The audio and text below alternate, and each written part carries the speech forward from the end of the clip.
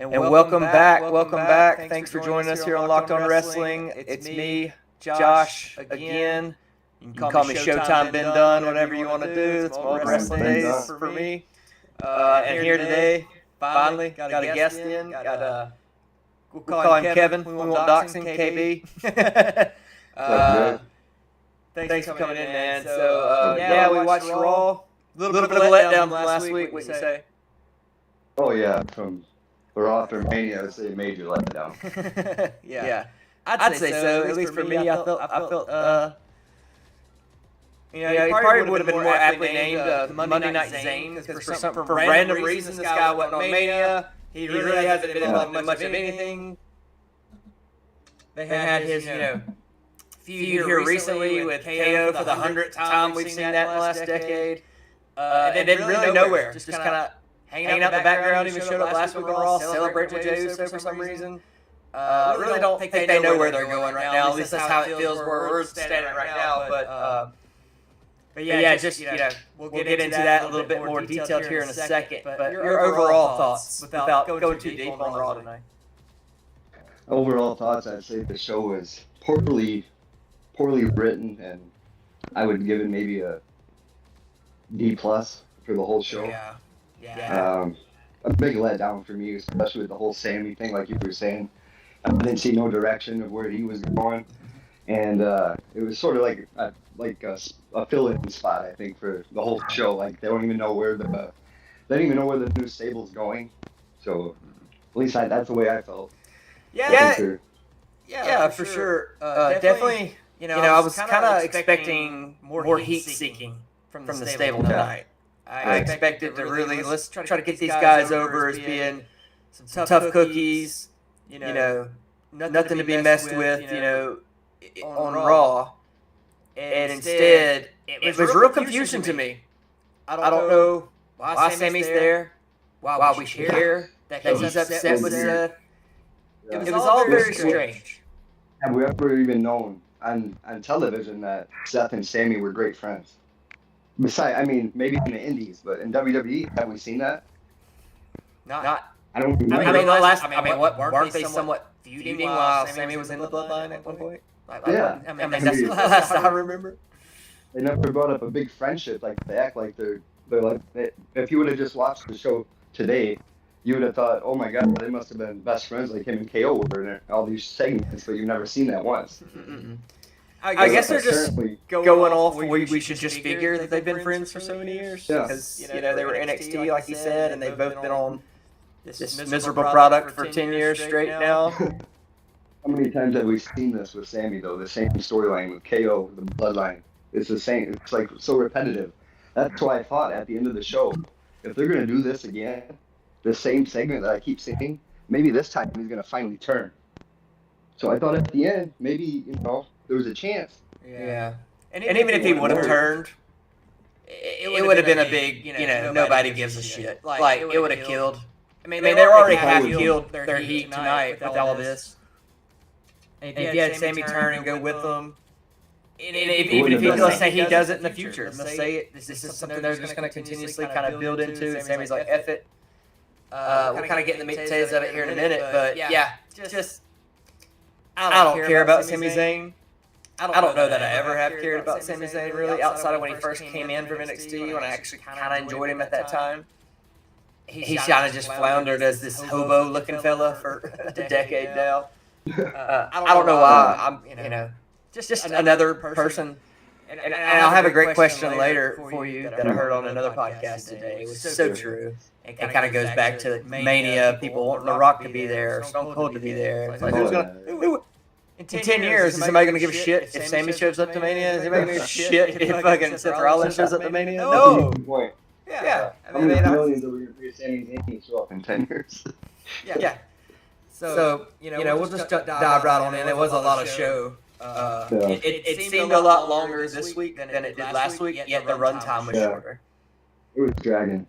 It was dragging tonight. So we opened the show with a little recap about the night after Mania when Breakker does join whatever this stable is supposed to be called. I've heard two different names. Yeah, right.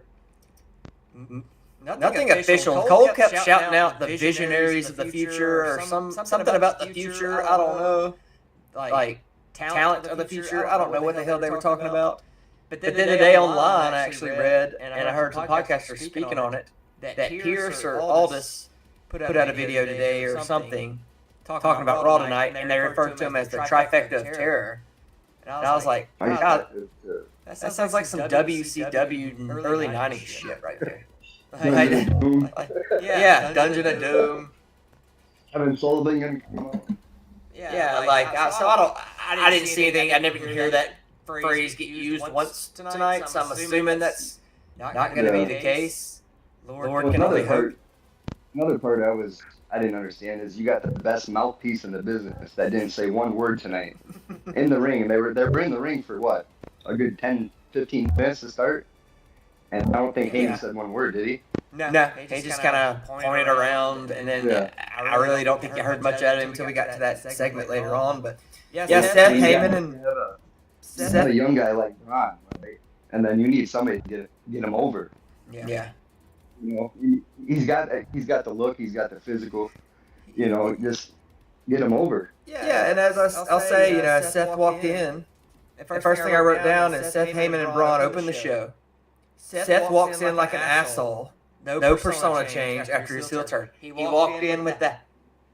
Yeah, same shit. And I don't really remember him doing that last week on Raw. Maybe he did. Maybe I'm remembering wrong. I thought he kind of walked out more stone-faced. So I mean, correct us if we're wrong in the chat and subscribe if you are with us. But tonight it really stunned. It stood out tonight though when he did it. I was like, oh, like you're still doing that shit. Yeah, the visionary. The visionary, the revolutionary. He's envisioning people not watching this. That's what he's envisioning. Nobody's watching this shit anymore. If this continues. But anyway, they come out. The crowd cheers him like a babyface. Yeah. Sings a song still. Mm-hmm. Sings a song. Clapped for him. He was trying to get some kind of heat, I guess, with them. But here's the thing: was he was waving the mic, trying to get him to sing it too. Right? Yeah, he was playing into it. I guess that's the thing these days. You know, we're more old school wrestling fans. So back in the day, that would be absurd. Yeah, that would have pissed off everybody. Like, no, you don't. Yeah. Or the what a seasoned heel would have done, even if they were getting over, they would have turned on the crowd and got some cheap heat.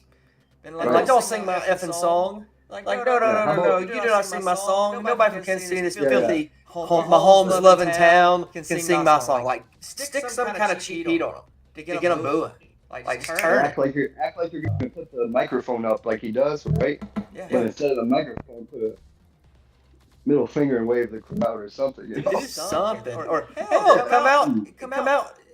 During the like they used to do back in the day. I remember hearing the story about Mankind because they were so worried about Mick Foley when he fought Shawn Michaels in '96 at the Mind Games. That great match they had. He came out as a not a dark match before the show came on. And just started destroying the crowd cheap heat styles just to ensure that he wouldn't get any kind of pop when he came out because they were in Philly and he was obviously beloved by ECW people. And it actually worked. They booed him when he came out the second time. So that could have been something they did with Seth here. We can't have him get booed. Send him out there before the show goes live. Let him get some cheap heat for 10 minutes. That way when he comes back out in 5 minutes, they're booing already. They're booing him again. He got one of the biggest pops of the night. And he's supposed to be a big heel turn. So, and we see a little bit of this through the night. It was not just with Seth, we saw it with others. Yeah. Probably it's a big crowd. It's Kansas City crowd, so even Yeah, he was just at the draft. Rolling with the Bears. You think he would. That one. You think he would be like, It's easy, especially in a big sports town like that. It's so easy to get the booze. Yeah. Your Royals suck. Fuck Kansas City. Right. Go Eagles. How'd you like that Eagles win? Back to the Super Bowl. It'd have been easy. They'd have been booing. I don't know. And I don't think. I mean, obviously there's going to be smart marks in every crowd, but I didn't really take it as this is a crowd full of smart marks like it was not after Mania or at Mania. Right. Like I thought maybe we'd get some booze. Nah, man, it was like It's like they had no clue he turned. Like they had Yeah. we didn't even watch the product. We thought we were supposed to like this guy. Like, If I hadn't watched Mania and I just turned that on randomly, I would have thought it was more of a face new group, you know, or yeah, I didn't see. And I don't know what you do. It is a weird era in that the crowd is really trying to take over shows. They're trying to turn people, whether we want them turned or not. Right. And I'll touch on Dom Mysterio later. He really wasn't on this show outside of playing a video game. And, but yeah, it's just some. Yeah, I saw him in a couple backstage segments. That's about it. Which is okay, whatever. At least he's there. Yeah, they kind of teased at that. I think they're gonna try to strap a rocket on Dom right now for a while with that belt. And I'll get into some why I feel that way earlier. I did watch an interview from Busted Open today that Dom was on. He's on yesterday or someday recently. But anyway, crowd treats him like a babyface, like we talked about. And Braun's really tan. Like he fell asleep in the tanning bed this week. Too much. Like, almost too much, right? Yeah, definitely. Like bright orange or something. He looked like he got a spray tan. It didn't look like a real tan. It looked like he took a spray tan. They showed him in that one spot backstage when Heyman was talking to Sami Zayn, and they veered over to him in the hallway. It was like bright orange because it was like on a white wall. Holy shit! That's when I noticed it too. It's like the Kool-Aid man. Yeah, you might want to cut that back a little. Yeah. But yeah, so we had that, and then I'm kind of running off what I wrote down here. So I said we learned nothing new. I thought Seth would come out there, really maybe lay down some reason as why this happened, why he did join Paul, because we didn't really get that last week. As he started talking, the run-in happened. No, that's what I'm saying. Which I'm fine with. There was a lot of heat built there. But now they're obviously Punk and Roman weren't even in the building. Nope. So they don't like Casey, apparently. I'd have been pissed if I bought tickets to the show. This sounds like a show that comes through Birmingham where I'm at. Like we get dumped on. Who started there with Seth? Yeah. That's pretty much it. Rhea. The girl Rhea is a big star. You got Liv in the back, AJ in the back. Tom didn't do much. Becky came out. Becky was. I mean, but let's be honest. She cut a good promo. She started good. I wrote that down. I said good promo. She was getting after it. And we'll get in that here in just a minute too. But yeah, we learned nothing new from Seth because he's going on about how he's the visionary and he's the number one guy and la la la la la la.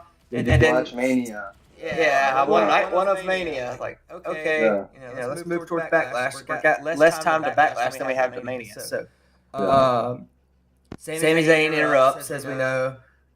He tells Seth that he's no different than Roman and Punk. He just was jealous of them. And that's why Heyman's by his side now. Whatever. Like, is this all you got? No different than Roman or Punk. Yeah, no different. Yeah, well, and we were going back and forth throughout the show, texting. And we were both like, they should have beat the fuck out of Sami when he stepped in that ring. You just interrupted me, Bo. Say what you gotta say, and then we're jumping you. Like we're gonna. Sami's a baby face. He's always been pretty much the whole time. He's been since when he was the conspiracy theorist guy. But yeah, trying to get somebody over, a stable over, you want to get the baby face out there and just beat the crap out of him instead of trying to get him to join you. Exactly. And you know damn well Sami's not going to join him. I called it at the beginning. I said, well, this is going to be the same shit again. Yeah, same shit. And he just, they make some kind of agreement of, well, you all of a sudden, Seth and Heyman have the power to transfer people from shows. And did title matches. Yeah, they use their executive power. Neither have he doesn't have a title. What reason what clout does he have to even offer this as a suggestion? Whatever. Yeah, I guess we didn't know that either. What do you call this? Lazy booking? Like you're just making up shit? Like, we're going to bend the rules, whatever. And I thought maybe when they got into this a little bit, I was thinking, well, is it the draft maybe around the corner? Is that kind of what they're building to here, something to do with the draft. Like, you got to make a decision, or we're gonna make sure you're on SmackDown now. Which I love how they just completely bury SmackDown with that too. By the way. Oh yeah, the draft. If it had came out, hey, we've already talked about it. Because apparently they talked to Aldis, which he's making all these moves. Yeah, you get a title shot right away. You go to SmackDown. It's like, first off, and we know how this works. Cena ain't gonna wrestle Sammy on a pay-per-view. He ain't gonna waste a date on that. Once he said Cena versus Sammy, I was like, what place would this be at? Who's gonna buy tickets to that? It'll be on Saturday Morning Superstars. That'll be you see that match. Like that's what it would have been back in the day. That's where that match would take place. Sunday Night Heat, maybe main event. But yeah, right here, no heel heat at that moment at least. I mean, we'll see where we're at later, but right there from the start, no heel heat. I hope it's just a spot, like a filler for the week, because it didn't seem like this is going anywhere. Where does it go? Does somebody come in and help Sammy with them? I mean, why?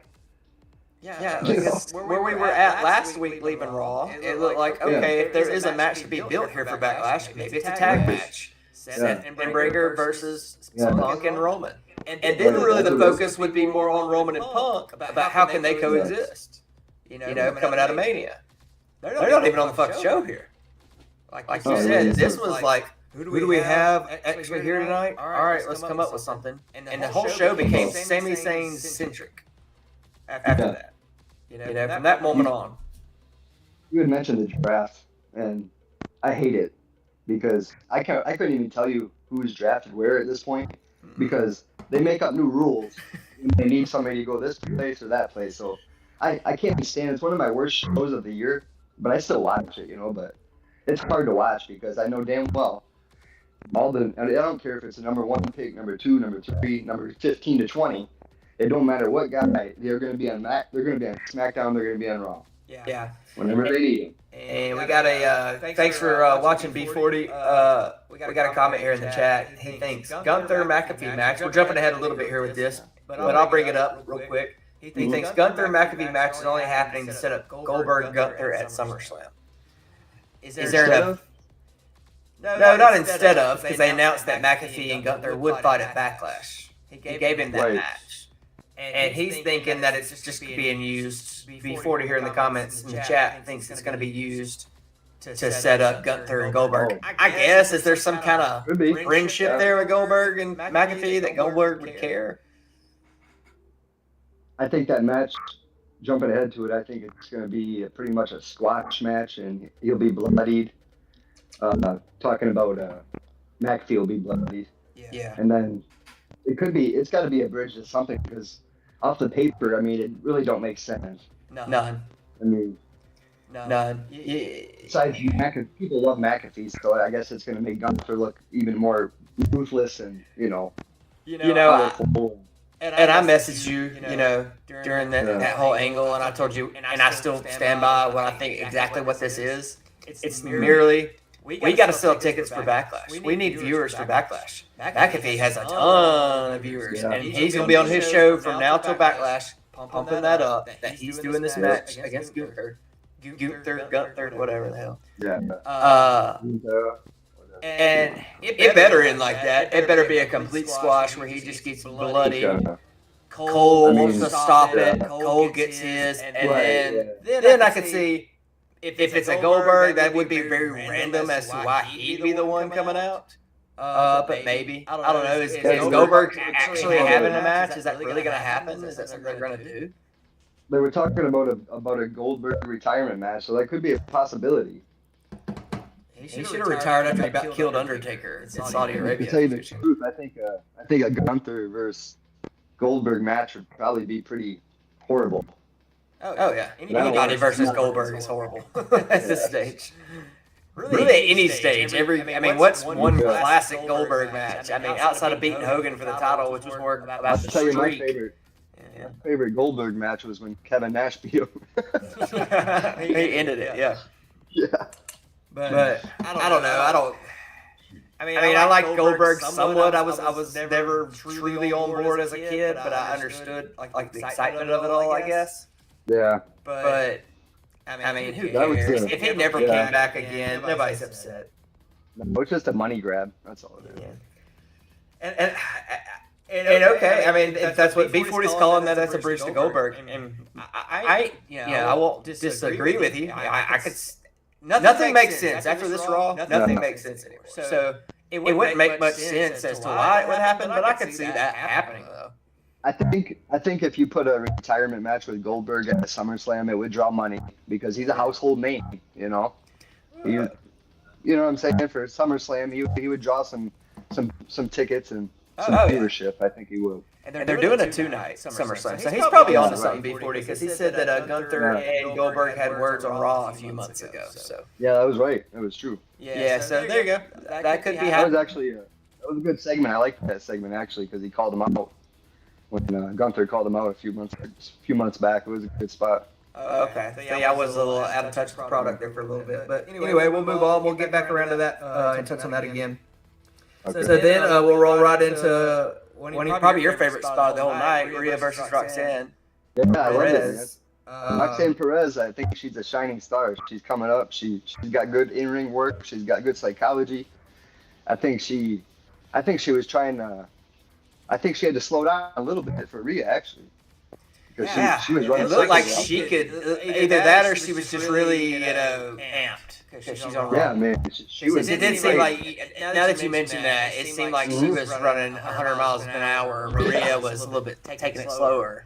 And that's she's green. I think Rhea might have pissed her off a little bit because she threw her on that razor's edge. I was telling you. Did you see that spot?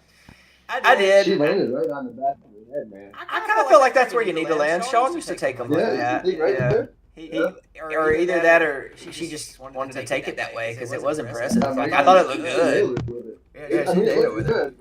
What I liked the most out of that whole match was right at the beginning when Roxanne kept rolling out of the ring playing the chicken shit hill.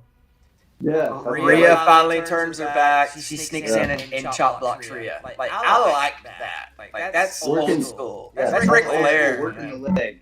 Yeah. You know, the smaller wrestler working the leg on the bigger one. That's the psychology, behind it. Chop that tree down. Yeah. Yeah, chopping the tree down and then getting in her little spots when the ref's not looking. That's what I love. That's the kind of wrestling I like. I do too. I like working that limb, picking a limb and working it. Now I don't like when they abandon it. Like I feel like she did. And I feel like they do that. They're getting where they'll work a limb a little, and then they'll kind of abandon it and go back to the high flying stuff. And I know that's called that's more because they're getting crunched for time. But like if that's a match we see on a pay-per-view, I want to see her do some wild, like really go, okay, I want to do some wild stuff to your leg. I really want to make. I love when Brett would put that figure 4 on the ring post. Oh yeah. That was such a dope, sweet spot, and Shawn could sell it well, Stone Cold could sell it well. But yeah, I thought there was a lot of old school psychology in what she was trying to do there. I would have liked to have seen a finish, but much like last week with EO and back here, no finish. Here's the thing: I love when I'm watching a match. Well, I love it and hate it, but I love the feeling when they're going to commercial and it's a great match and you're like, oh damn man, they went to commercial. You don't get that much these days. I was pissed when they went to commercial on that match because I was really in on it. And they don't even really pick good spots to do it. Like it's not like somebody's thrown to the outside and somebody's getting a little heat from the crowd while they throw them over, and then that's where our commercial break is. They're doing it right in the middle of moves, and you're like, okay. And correct me if I'm wrong. Isn't this on Netflix? Like, why the hell they can't do a picture-in-picture on Netflix?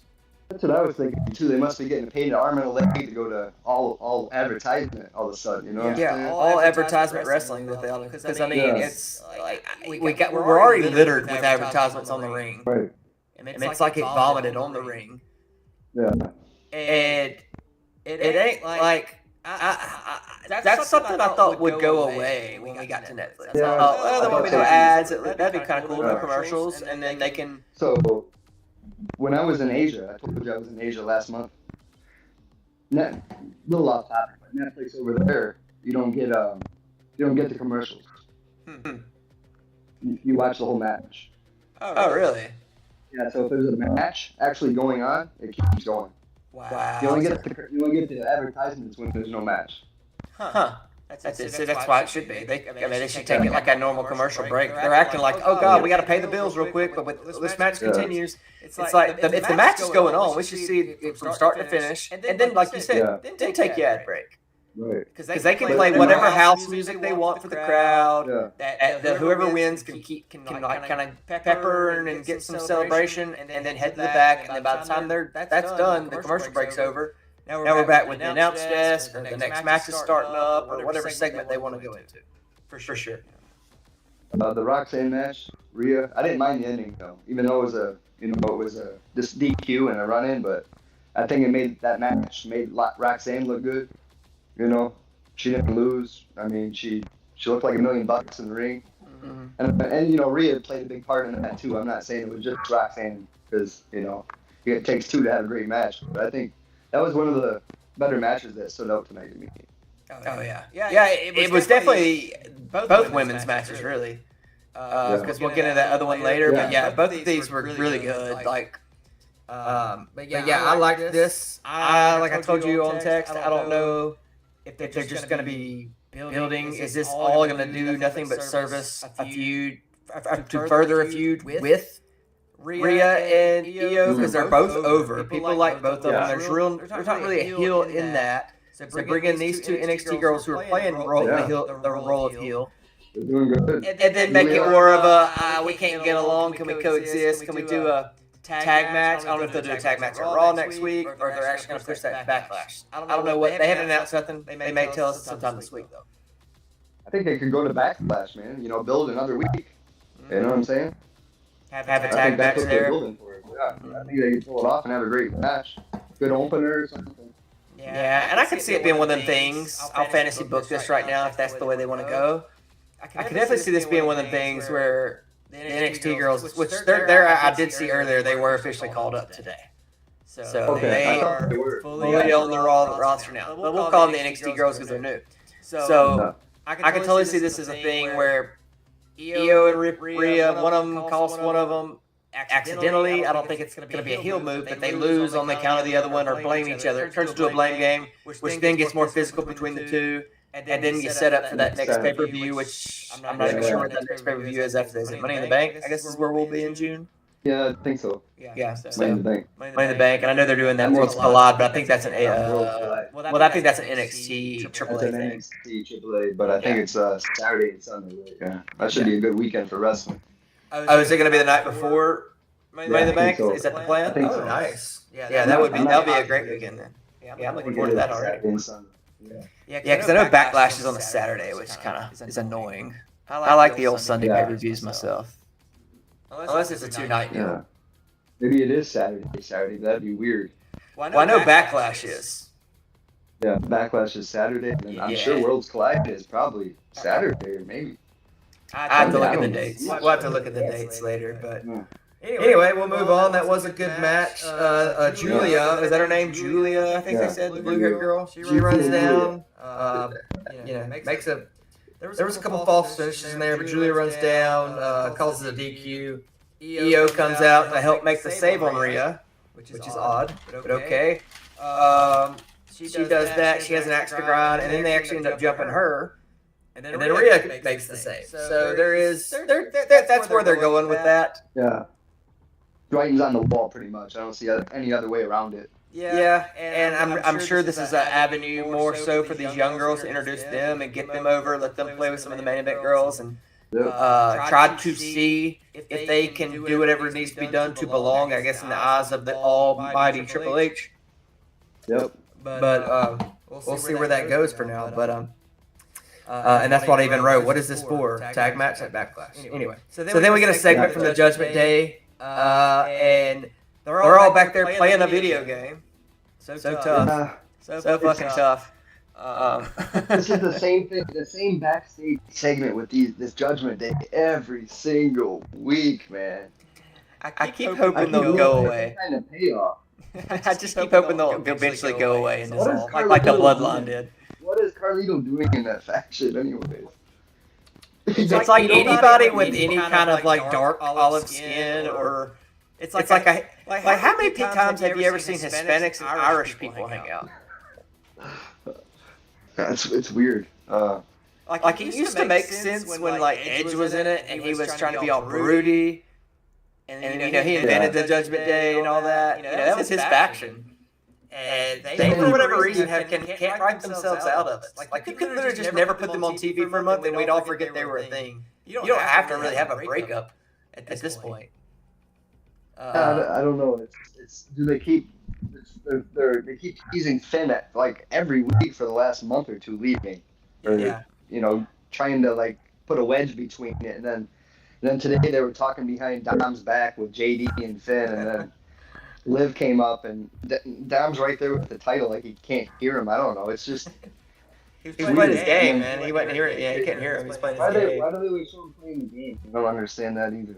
So he's 28 years old. It ain't like he's a kid. Like he's like it's just it's such a spiteful. Like we want to make money. We don't care what avenue we go down with this company. Yeah, because they're showing their game being played by their wrestlers on their TV. It's like we know your game exists. Like how many times did you see Stone Cold and Bret Hart in the backstage playing Warzone? Like you didn't see that shit ever. No, but they do these things and it's just so bad. It reeks of just cheesiness, and I don't know. It's supposed to be this dark Judgment Day group, like they're down with the evil spirits and this and that, and you've got a guy chewing an apple and playing video games in the back. I mean, I think he's chewing an apple. That's dark as it gets. Right I don't know. I think they lost the path with Judgment Day. I mean, they got talent, man. JD, I love JD. He's out of talent. He's got a unique look. He's tough as hell. Yeah. You got Dom. He's one of the hardest workers in the business. He wrestles 5-6 days a week, every day, every night. Host shows he's wrestling. He never misses main events. He never gets hurt. Yeah. Liv. Knock on wood. Liv is a goddamn workaholic. She's tough as hell as well, man. And she puts on 5-star matches. Finn, everybody knows how good Finn is and how long he's been doing it. But you got all this talent, and it's like it's just misfire after misfire. Yeah. To me. But Dom winning the title at WrestleMania was a great point there. He deserved that, and he should have that title for a while. But get him away from him. Yeah, get him away from him. Do something. If you got to turn, I don't really like the idea of turning him face, but if you have to, they're already starting to cheer him. I think he's going down his real father's footsteps.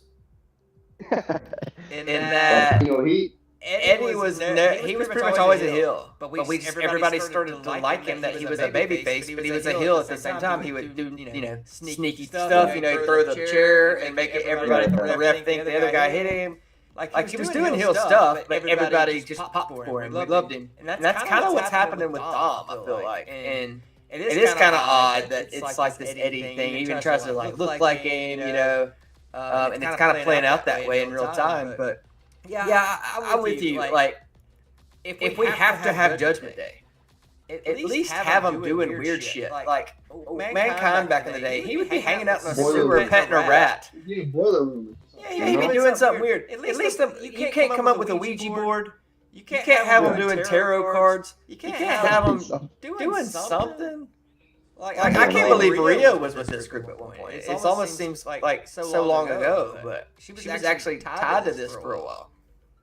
Rhea stepped out and made herself more of a star too, And I don't know. I was shocked. I was honestly shocked. I know you like Madonna. I don't hate the guy either. He's really never done anything.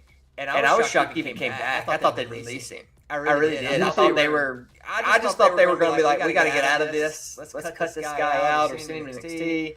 Dan, you've been here for a long time. We got nothing for you anymore, Val. Get on out. I like Finn and all, but I mean, he ain't gonna move the needle. He's never gonna be a top guy.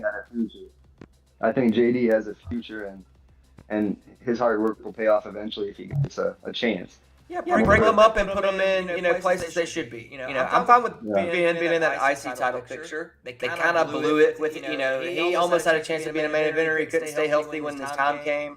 and he's never going to make it back there. Let's be honest. It's never going to happen. But I'd be fine with seeing Ben slide into that IC title picture. JD maybe slides down, gets sent to SmackDown, does the U.S. title.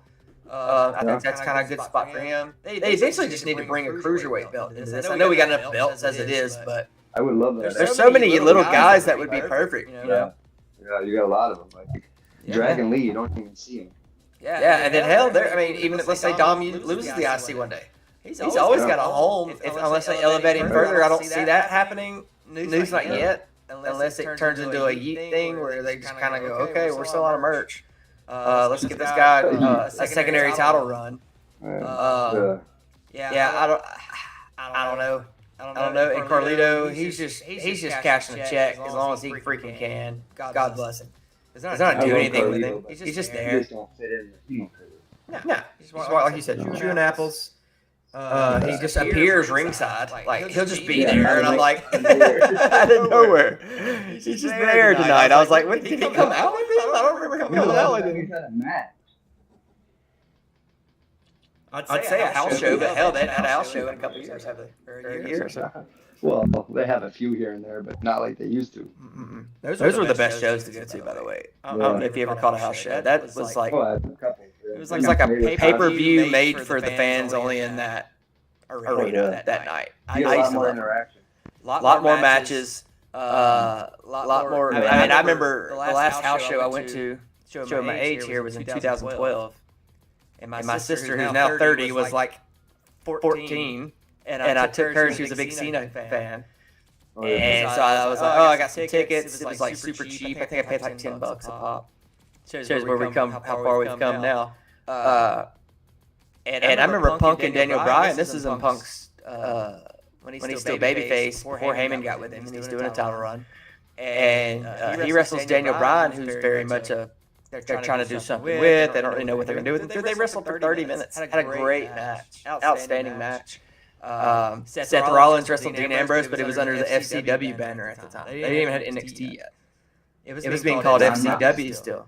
Yeah, John Moxley. So I remember like getting to our seats, and that match was already going on. And I remember the hair, and because that's when he had the blonde, half black. And I saw this. They were getting after it. I'm like, man, these guys are getting after it. They're pretty good. Like, who are these dudes? And then later that year, they pop up as the Shield. I was like, oh, that's that dude. I remember seeing that guy. I recognized Rollins. I was like, I remember him. He's good. Now he's gay. But he was good then.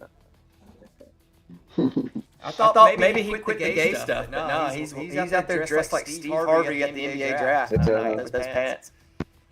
But anyway. So hour one, I kind of broke mine down by hour. So hour one, I gave a C-. And the only reason I even went that high was because I thought the Rhea match and Roxana match lifted it a little there in the middle. But everything else was dog shit. Yeah, I agree. Yeah. So then we come out. We open hour two with War Raiders versus Finn and JD McDonough. I said the best thing about this, and I texted this to you, was that Kofi and Xavier on the commentary. Yeah. They actually were cracking me up. They're popping me on the commentary. They're cracking me up, yeah. They're like old school heels. I like them. Yeah. And really, I say that now, but I wrote that at the beginning, kind of the first half of that match. By the end of the match, I kind of was enjoying the match. I thought the big dudes were doing some good stuff. Decent match, yeah. Yeah. I didn't care for the ending too much because the face pushed a heel off the top rope. Like, it's like supposed to be the opposite way. To push JD off the top and cost him the match. I mean, that was his receipt for the week after, maybe. I guess that's the only way you gotta let that fly in that moment, because that's what happened to Penta last week on Raw. Yeah, maybe. So I was like, okay, well, at least that's a receipt spot. I'm fine with that. Well, what I wasn't fine was they do all that, and at the end, if you saw Penta like celebrating like McAfee on top of the commentary, Finn's laying right there. JD's laying right there next to him as he's doing this. Yeah, they have the whole. Do what? They were halfway up, They were halfway up while he's dancing. Yeah. They weren't unconscious on the ground. They were just like looking at him too. I remember Finn was like looking up at him, waiting for him to stop, so he could get up and walk to the back. Yeah, I was thinking, well, they must be getting up to get him or something, But no, they never did. They just stared at him. That was a weird spot, right? Just another weird, like what the hell are we doing here? But the best spot of this match at least the one that I can remember thinking back on it now, because I didn't jot down a lot of notes here on this one, was when one of them fat dudes tried to do that sideways, like, cross body on the apron, and they moved, and he just splat against the side of the ring. You remember that? Yeah. It was like boom, and McAfee's like, the ring moved. But it looked kind of rough. I was like, damn, he hit that motherfucker full speed. Like he was giving it his all. Michael Cole said, "Do you see how they move around the ring? It's just incredible." And then Xavier Woods was like, "Why is it incredible? Because he's fat. He's fatty and he can move." And, it was just they made the whole match for me. And everything Xavier was saying was true. He's like, "Oh, if we'd have done it, then we're bad." He was kind of giving that Jesse Ventura Iggy of like, "Oh, it's fine when he does it, but it's not fine when we do it," type of thing. But then something Xavier said, he used the term "getting over," and I know that they not that the curtain was peeled back enough on this. I know they're going full steam ahead. They got that Netflix show coming out. They're about to really bomb. I mean, that's going to be a big talking point when that comes out in a few weeks. Is them just burying the wrestling business completely on that Netflix show. It'll be interesting as a fan to see, but it's going to bury the business at the same time. The Rock goes on ESPN and buries the whole business. So, and he's high up. He's like one of the greats, as far as some people go. He's not on my Rushmore, and people always look at me sideways when I say that. I'm like, dude, he wasn't that. I mean, he was. I loved his heel run once he went face. I hate him as a babyface. I've always hated Rock as a babyface. Tell me how long The Rock was a top guy for, and then tell me why he's not on my Mount Rushmore. Let's see. His really big move, 98's when he picked up steam. He won title at the end of 98, turning heel, and he was gone by. He's been a part-timer since SummerSlam 02. So 4 years tops. And was he a top guy for the full 4 years, though? I mean, by the end of 98, he was. Yeah, Steve Austin was probably the top guy from he was 97, 98. So Rock definitely had his come up in the IC circuit through 98. They got some Survivor Series. They did the swerve where he joined Vince, and they screwed Mick, and he won the belt. And then he would main event Mania that following spring with Austin. Yeah. And then that's when we also got a lot. I mean, look, don't get me wrong. I ain't gonna sit here and act like Rock ain't a freaking star. He is, obviously, even in the wrestling business. He's just not on Rushmore. But he had a great. The run he had was very, really, very, very good back then. For me, it's still run. Yeah. He could have been one of the best, I think, if he would have stuck around. He could have been probably the best ever. If he would have done, even 10 years. Give me a decade of The Rock at a top guy. Yeah. Oh God. Yeah. It'd have been huge, man. I mean, he was huge regardless, but he's been a part-timer since 2002. I mean, it's crazy to think that's how long it's been, but that's how long it's been since he's been doing this. Will he, won't he be there, everywhere crap, or coming in and ruining someone else's spot before the biggest show of the year, like he did Punk, which made Punk fucking leave for however long, and here he is doing it again, like this past Mania, which I'm tired of beating that horse. But well, he even went on ESPN and said that he only did the final boss thing because they couldn't sell tickets at Elimination Chamber. Yeah, he just buries the company like, no, these guys can't sell tickets. They need to be. It's like, I couldn't believe that he said that. Like it's one thing to say everything's a work, and maybe we're getting worked by what he's saying. Maybe he's working. Maybe they're all working us right now. Based off Raw tonight, I don't think they have the brain trust up there to work us that damn good. Like people like to think they are, but I'm like, well, hell, what have they shown us to think they have that quality of writing in them? They haven't showed anybody that. So, no. But anyway, we get getting back on this. I guess we'll call it awful. I don't know. Whatever you want to call this Raw. We get Heyman. Yeah, below average. Heyman tells Sammy in the back that he will get an instant title shot versus Cena or Orton if he just agrees to go to SmackDown.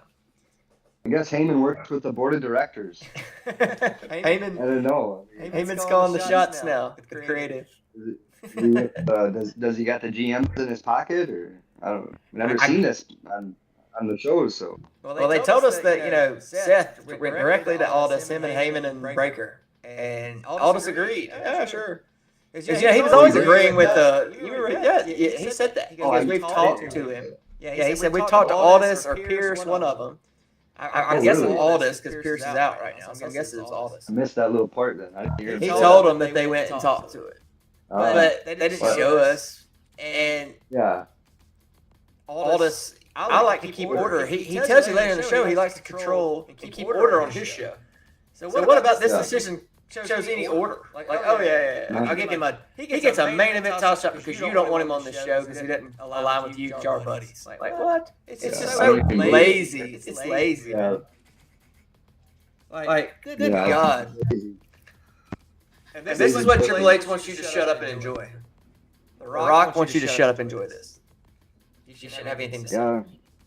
I think last week's Raw was 10 times better, but I mean it was The Rock or Mania. Yeah, it was. And I kind of said this last week on the show that you've showed you can book a good Raw. You just did that. You booked a great Raw. There's no reason why you can't do it every single week now. You should be able to do that. You know? And we're not getting that right now. Here's a question for you. You know, you get a great crowd. Do you think if you just had a hot crowd, it would make an average Raw better? You know what I'm saying? Like a Mania crowd, or a crowd in Philly, or a crowd in Chicago, you know, a crowd in Europe. I mean, I didn't think this crowd was that bad, though. Like, I mean, they got quiet in that Steffi match, but they were doing a lot of mat work, and I think they were just kind of... But they popped when they needed to. Like, they got excited for moves. They got excited like they needed to when it was getting drawn out of them. But that's not really what... I felt like the show was good. Why it was good last week.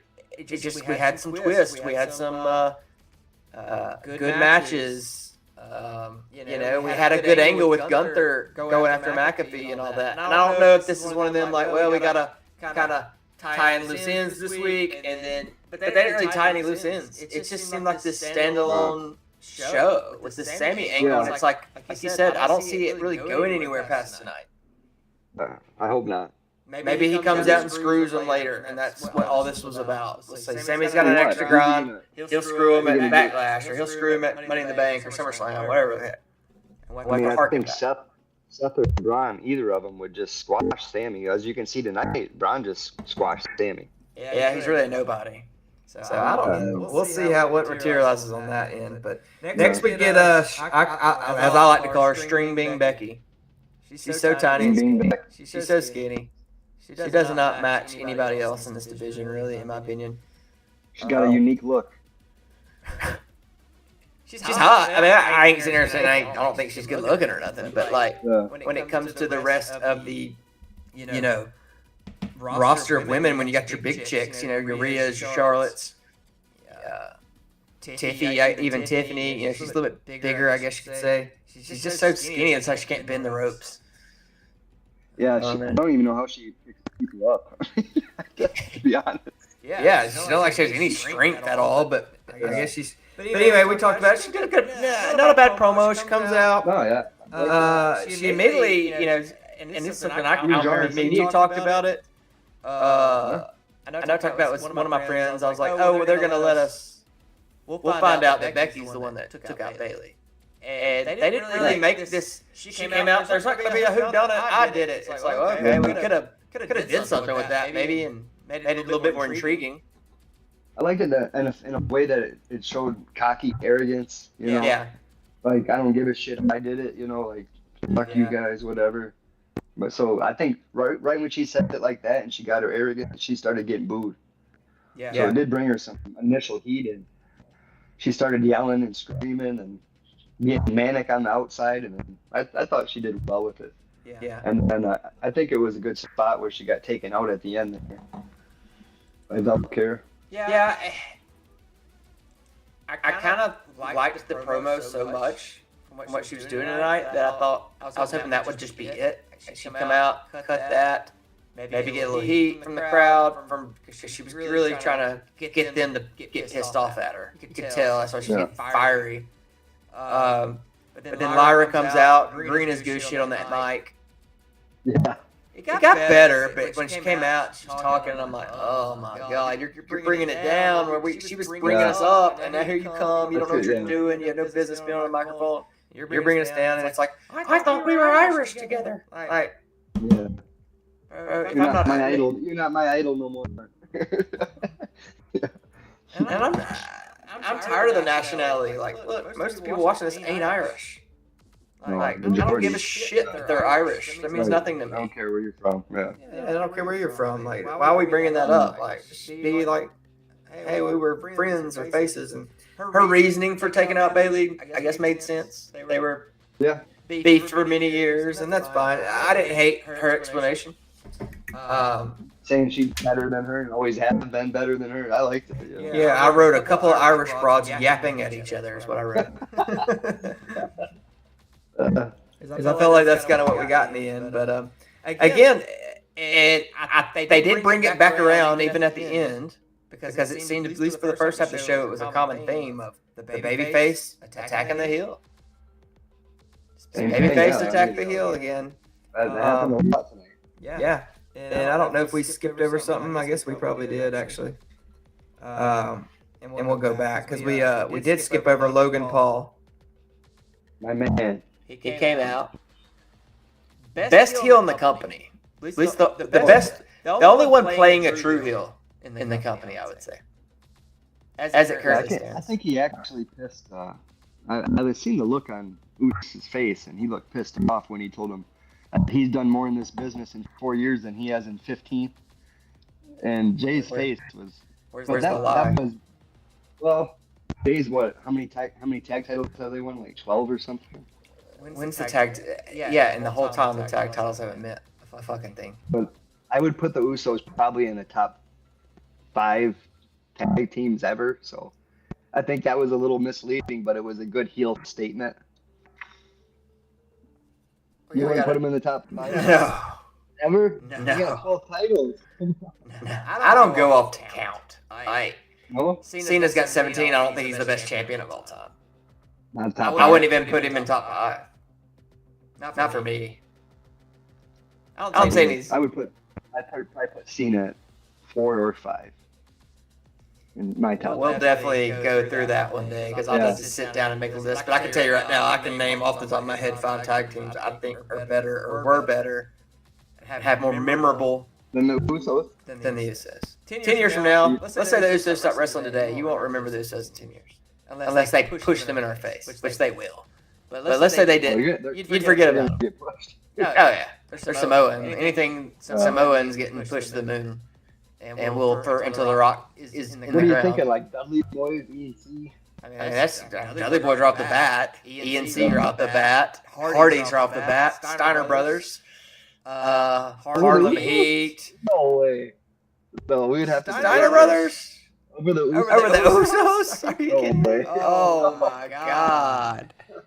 No way, man. Talking about WCW Steiner Brothers. Even WWF, they had the WWF tag titles too. They had WCW and WWF in the 90s. I don't know if anybody can reach out in the comments on that debate later. I mean, this is, if you we're watch talking it. We're talking pre-pop, big pop and pump era Steiner too. Like Well, when they weren't allowed to talk, they just wrestled. You never watch them as a teenager. They're a good tag team. I mean, the best. The top. The Outsiders. Top Paul five. and Nash. No. These are just teams I think are head and shoulders better than the Usos. I mean, single competitors definitely. The Road Warriors. Heck, Road Warriors are up there. I like them. The Midnight Express. The Rock and Roll Express. And that's a little Not old, better but than the still. Not better than the Usos. What does the Usos do that's so great? Well, they tag team well. This is another episode. This is something you'll never convince me. I would think about putting them top 10. I think about it. I don't even know if they make my top 10. But you're pretty much going purely off accolades right now, though, right? Accolades, merchandise sellers. I don't care about merchandise. I mean, they make money for the company. That's a big plus. I mean, anybody post really post Attitude Era, but post public, company went public. In my eyes, it's just part of a machine. They're not really merch sellers like how they would have been back in the day. Like now it's a machine. Yeah. Road Warriors at the time didn't have, a lot of these people didn't have the internet where people could go and buy your shit. They only could buy your shit if they were at the stadium or they sent off for it in a magazine or something. So it was a lot harder to get the merch at that point. Yeah, I understand back then. There's and it's the same with like people saying, well, Cody's made the most money out of any champion. It's like, well, it's a totally different world. Like, Dude, let's be honest. If Hulk Hogan was having his run, but we had the internet, nobody's touching Hulk Hogan on merch back in the day. Austin had the internet. Remember when the Usos used to come out and do that war dance? When they had the fucking face paint and all that shit. Yeah. To me, they represent just a super dark era of WWE in my eyes, where it just sucked really bad. It's not their fault. I ain't saying it's because of them.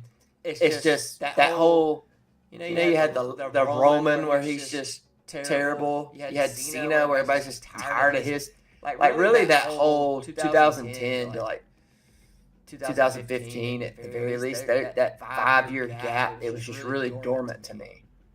Where it was like, I tried watching. That's a bad time for wrestling, I agree. But I think the Usos, with their accomplishments and their in-ring abilities, not great talkers, but I mean, I would. But anyways, back to the Logan Paul. Yeah. So see, Logan Paul can get you debating like that. So he said your number one champion of all time, Jimmy Uso or Jey Uso. Which one is he? Jey Uso walks out. This is your number one champ of all time.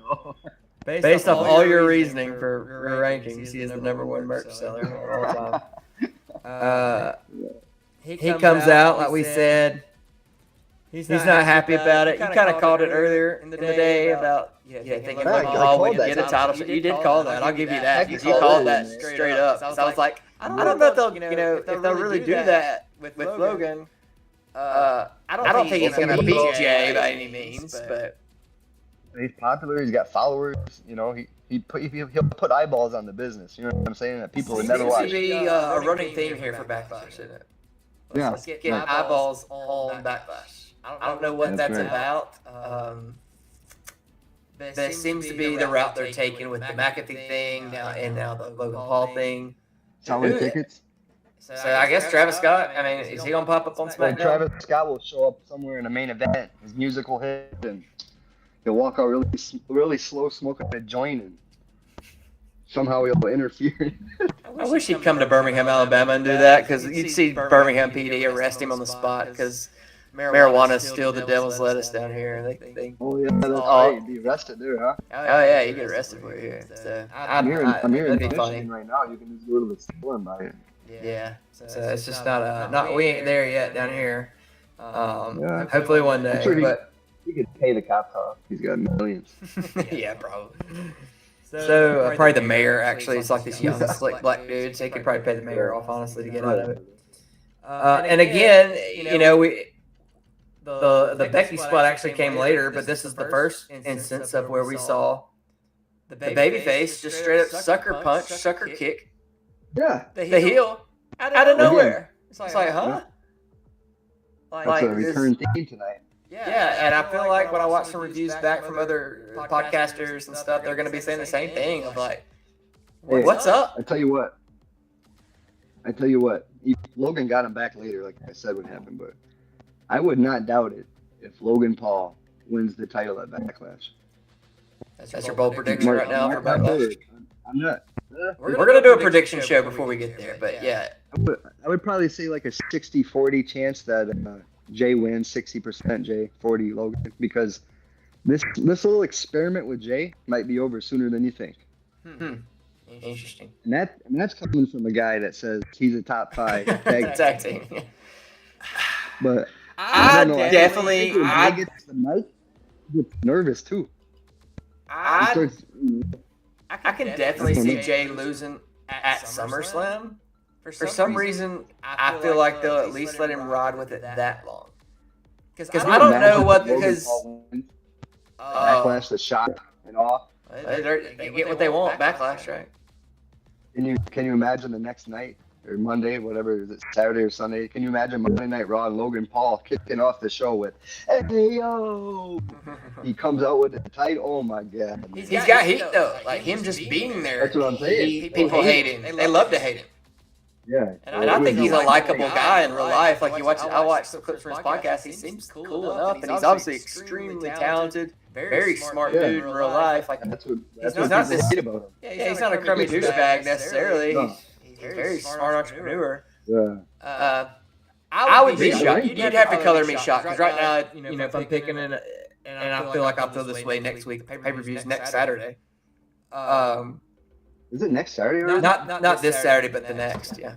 Wow. Yeah, it's a quick turnaround. I saw the night they announced it on Mania. I was like, God, that's only like a couple weeks away. That's a pretty quick turnaround. Here's the thing: is you put the title on Paul, right?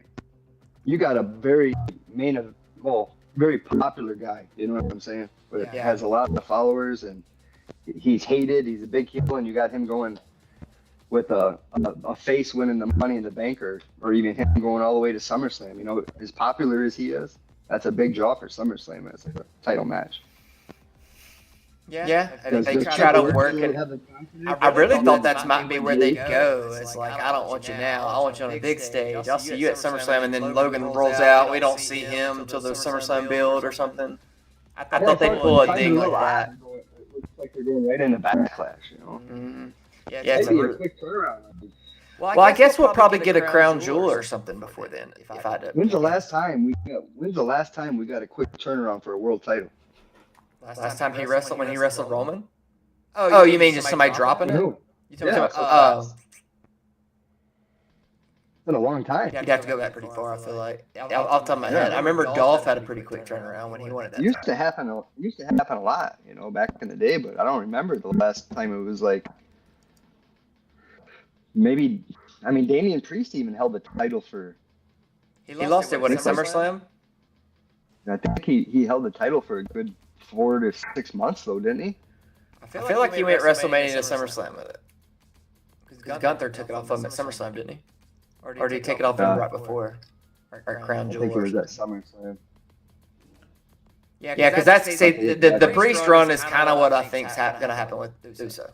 I think it's going to be about the same length of time. I'm talking like a month turnaround. I don't remember the last time in a long time. Yeah, it's been a minute though, for sure. Yeah, so that would be something shocking and make headlines. Logan Paul would make headlines in big, ESPN news stations if he won the title. You know what I'm saying? It would draw. You ready to book that right now? You ready to say that's what's happening? I'm ready to pull the trigger. Pull the trigger on it. Let's go into the summer with the biggest heel in the business with the title, huh? There'll be a lot of sad Usos in the house. Oh man, they will not be feeling Uzi after that. They could probably even replay that back match, replay it back at Money in the Bank, and then have them beat them clean.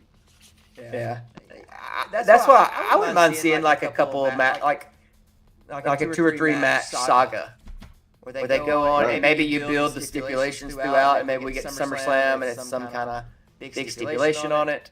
I don't know how Uso works in gimmick matches. Remember the first title defense Logan Paul had? He did damn well. Remember that? Saudi Arabia versus Roman Reigns. Yeah, it was a good match. Good help from that. Yeah. So he lived up to that, and I think he ruptured his Achilles or something in that match. But he did get hurt. That's right. Yeah. So moving on after that, we would get. Man, I'll tell you what. Right now, and I'm sure the chat agrees with me. Stephanie Baker. Oh my goodness. I'd marry her. I would drink her bathwater. I would do whatever's necessary. Right? She is probably the best looking girl on the roster. She's the best looking girl. Maybe some will disagree with me, but I think she's the best looking girl on the roster now. If she's main roster now, it seems like she's pretty much main roster now. She's got to drop that belt at some point. I'm sure that's coming at Worlds Collide. She'll probably drop it to somebody. Yeah, she's a pretty good wrestler. She's a good mat wrestler, you can tell. She's still working up kinks a little bit, you can tell. She's new to the company, new to American wrestling, really. She mostly just worked Japan, Mexico. She's from Chile. But what do you think about this match? What do you think about this match overall? What do you think about it? I thought it was, like I said before, I thought the women's matches, both of them were one of the best, the 2 best matches on the whole Raw. So I thought it was just as good as the one we talked about earlier with Rhea and Rhea and what's her name? Help me out here. Roxanne. Yeah. Drawing a blank. It was just as good, and I think the women carried the Raw. I mean, I couldn't imagine what they would have put in without them 2 matches. You know, so it was good. Kept it entertaining and kept me watching the show. Yeah, and I love that dragon corkscrew that she does in the turnbuckle. It looks like, how do you even fake that? It looks like it's really hurting the knee for sure. That one didn't look as bad tonight as the one did last week on Io. It looked like she ripped Io's leg out of her fucking, like she just ripped her ACL out. Like it would look nasty, but yeah. I'm saying good win. Not a huge fan of her finisher though. That SBB, she kind of lifted him up. Backbreaker seemed kind of weak. I thought that was gonna be something cooler. I'd like to see her maybe do a package pile driver or something. That'd be a little bit different. There you go. Nice. She does that thing that just gets her ass over. She backs them into the ground. What's that called? Like slamming their head in the freaking ground like 10 times. I'm not even Devil's Kiss or some shit like that. They called it. I'm not even looking at the head. I'm looking at the ass. I think that's what she wants though. Yeah, that's why the underneath person gets slammed and sit there and slap the mat when they're going down to make it louder because nobody's paying attention to them. They're all just looking at her ass. As they say, Booker T is sad to see her leaving NXT because apparently he's a big fan of her, as we all are. And so we move along. We go over to AJ and Nick Aldis in a backstage exchange, trying to figure out who AJ's next opponent's going to be. And Dom would come in with Liv and Raquel to interrupt. And Liv's letting everybody know she's going to do a movie, so I guess we're not going to see her for a little while. Which makes total sense. Just put the tag belts back on her. But whatever. I don't know if she's going to work in between it or... I mean, how many female tag teams are there out there anyway vying for belts? Whatever happened to Kairi Sane? Kairi Sane? Yeah. Last time I saw her, she was on SmackDown. Maybe. Well, Damage Control just pretty much evaporated. After Io and Bailey kind of split last Mania and had that match. You got, what's the other tag team with, I forgot their names, but the 2 ugly broads that can actually wrestle pretty good. Shayna Baszler.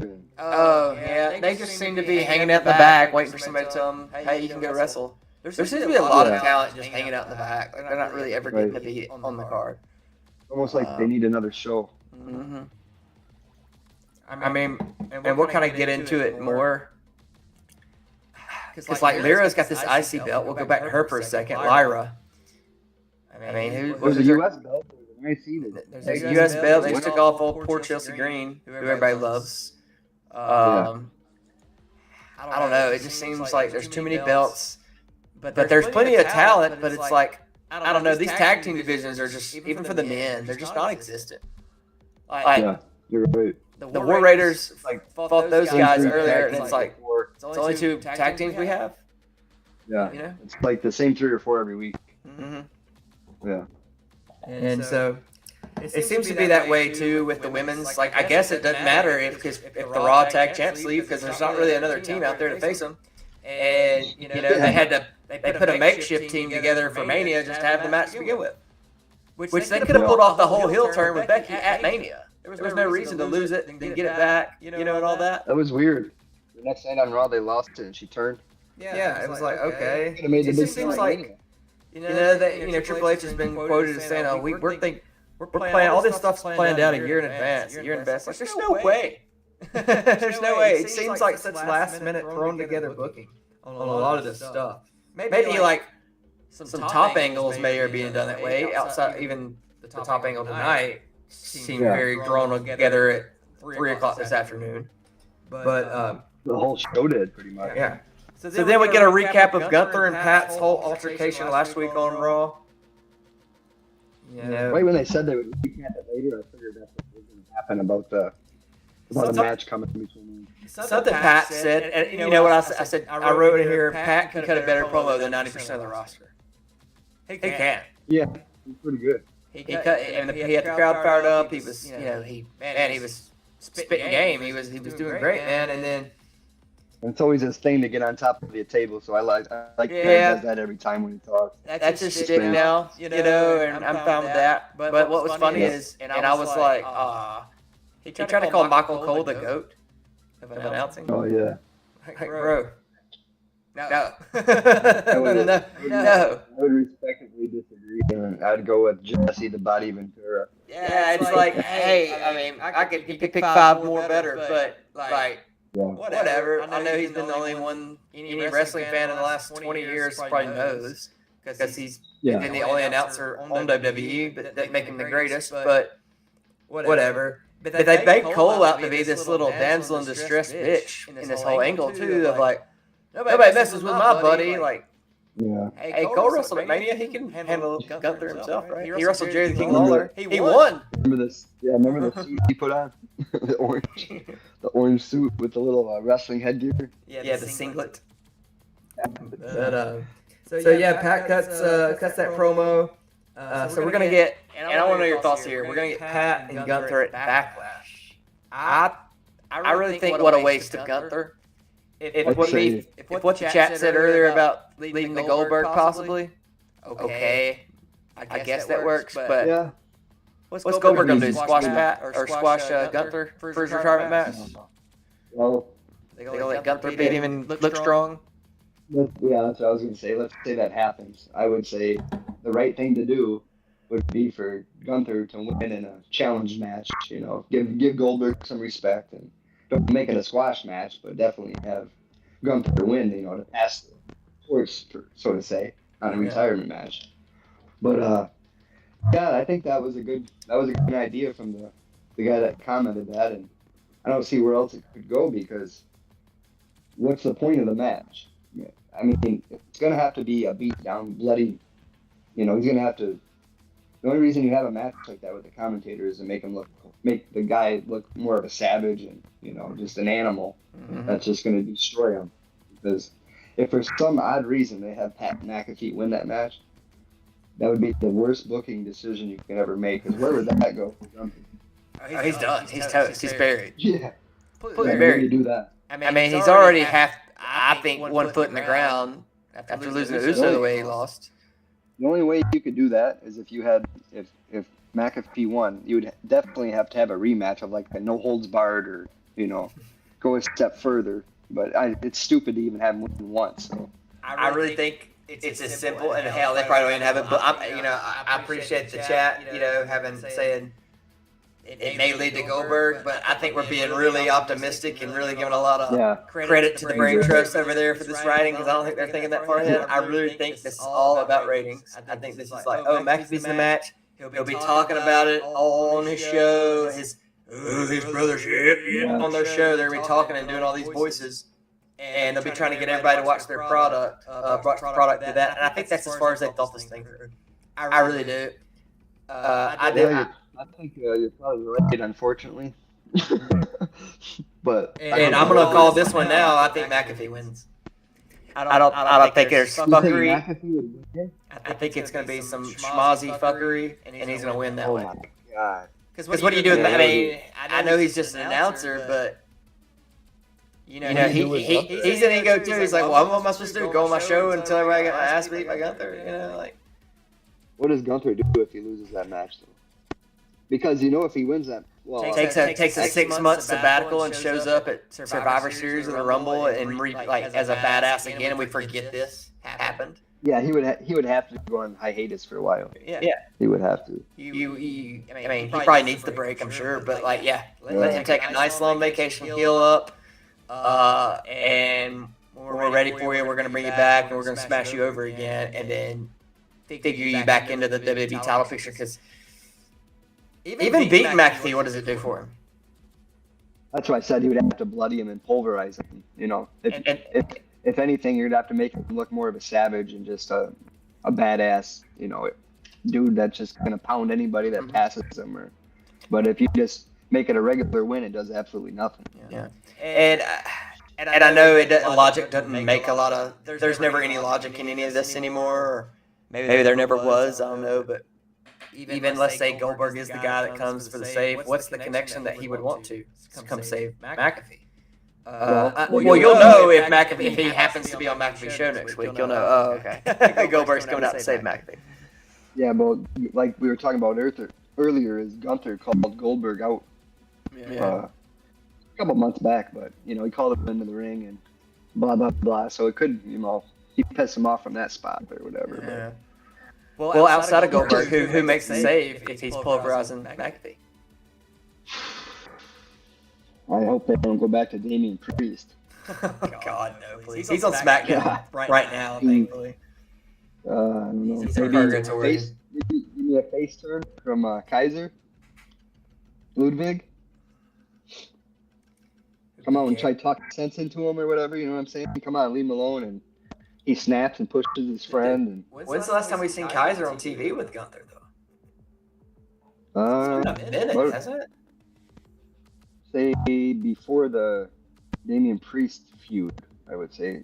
Kaiser's been doing a little bit of singles things, but everybody knows their friend. Well, hell, the Priest feud was last summer. Yeah. Wow. As much as I've heard from Kaiser lately is getting brought up in that Charlotte Tiffy promo about being in Charlotte's DMs. I didn't mean to say Priest. Who did Gunther fight at Mania? Oh, Uso. Before, I meant to say before Uso. They were seen together, but everybody knows that they're friends and whatever. So it would be a spot where he could come down, and try to talk sense and beat the shit out of him real bad. Yeah, they need them together more so we can always connect. I mean, I don't know what the reasoning is not for him to be out there with Gunther every time he's talking. I don't know. I don't understand that. That is weird. So we'll see where it happens, man. But I'm booking it now. I think McAfee's going over in that one, oddly enough.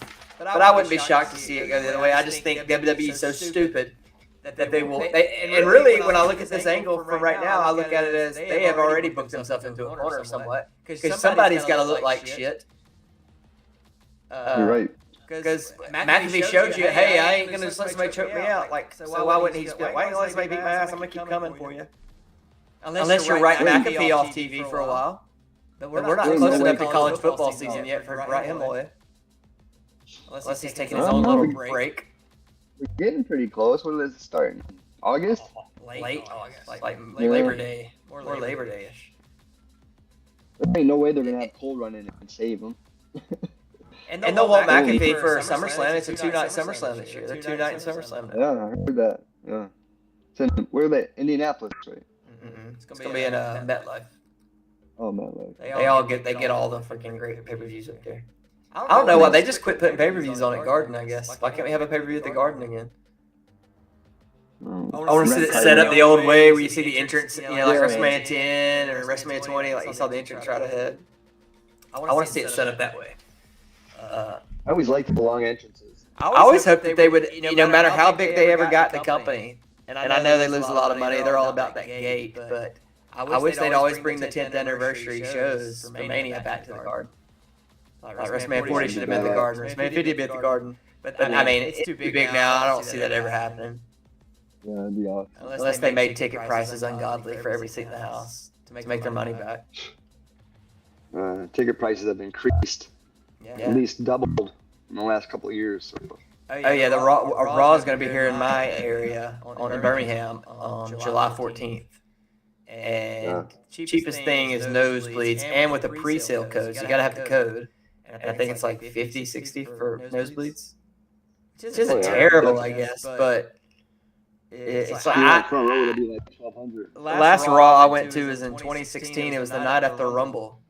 They had it here, and I paid maybe close to 100 total for me and my ex-wife both to go. Yeah. And we were in the lower bowl. Had pretty good seats. We were hard cam. Nice. We were a little bit too high to see us because I was like thinking, oh, they'll be able to see us. And then we went home and turned it on, rewatched it. It was back DVR days. I had a DVR. Yeah. So when we got back to the house, I turned it back on to see if we could see us. And we noticed people below. It's like, oh man, they missed us by about 6 rows. Yeah. So that kind of sucked. But anyway, that show was fucking awful. It was AJ Styles' first Raw. Because he came out there and did the Jericho highlight reel thing. And they started their little angle towards Mania. So, but anyway, or maybe it was either the Jericho or the Miz one. It was one of them that did a little segment with him, and then Brock came out, Triple H won the title in the Rumble the night before. When the Rumble was the top. You remember that? Yeah. The title for those is last title win. Yeah, and I thought, well, Triple H will definitely be on Raw because I watched the Rumble the night before, because I'm jacked for Raw the next night. And then he doesn't even show up. No promo package, nothing. Wasn't even there. Never even mentioned him. Never even mentioned him. Oh shit, huh? Yeah, it was dog shit, dude. The only match I remember happening was Kofi versus, or like the New Day versus like Big Show with someone. I was like, this is so bad. They put Big Show through a table or something. I don't remember what happened, but it sucked and I was very disappointed. But anyway, we'll keep moving on here. So we did go back to the back, and I was glad to see because we kept talking about where's this heel heat at. Granted, they still did it ass backwards, but we would see Sammy and Jay talking backstage about, we got a decision to make. All of a sudden, it's overtaken. Yeah, this Sami Zayn shit overtook the whole night, and he's got a decision to make all of a sudden, and out of nowhere, bam, Logan Paul hits him with a sweet right hook, sucker punch him, left him laying. Made a little comment at him about yeet or something and walked off. So at least he got it back. He got his receipt back. Still think he should have been the one that just laid him out to begin with.